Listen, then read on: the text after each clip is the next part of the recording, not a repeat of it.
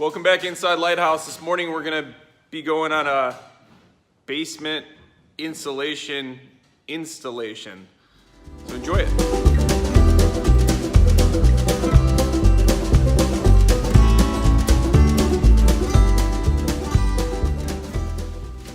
Before we spray, I'm going to go over my thought process when I go on an estimate and I look at a basement. And I'm going to go over some of the questions that I received during those estimates and the answers that we provide. Inevitably, you get one question for sure, which is, can't we just do the sill plate, which is the area above the foundation line and below the first floor? And the answer is yes and no. Yes, because it would make a difference if we just did the sill plate, but where we are in Chicago, the ground freezes about 40 inches below grade every winter. So on the wall behind me, 40 inches is about here, which means this entire stretch is 30 degrees, 32 degrees or less. And that's on the direct opposite side of concrete, which draws in temperature. So most basements are really cold in the wintertime because they're below grade, the ground is froze, and it's drawing cold temperatures in because concrete does a great job of that. And it's awesome in the summer that it's cooler, but in the wintertime it's really uncomfortable.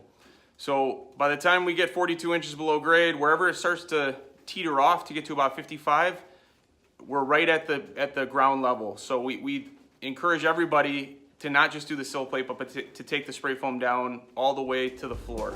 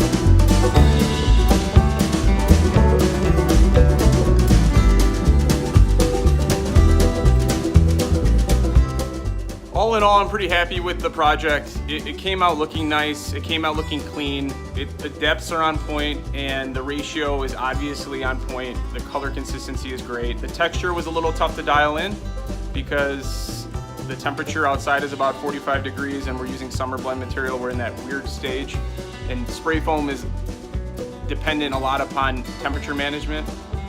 There are so many different variations on spray foam projects, and we're planning on bringing you so many in the future, but this is just one. So hopefully you enjoyed it, and we'll see you next time inside Lighthouse.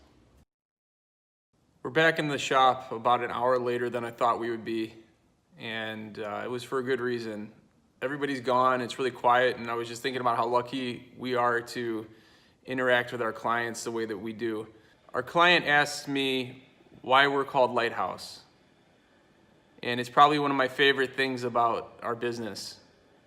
We're called Lighthouse because it's my favorite image of God the Father. The hope that you would feel after being at sea for 3 or 4 months and seeing the light coming out of the lighthouse, letting you know that you were about to hit land, and how much relief that must give somebody. That's how I want our business to be perceived. It's how I want our business to be received.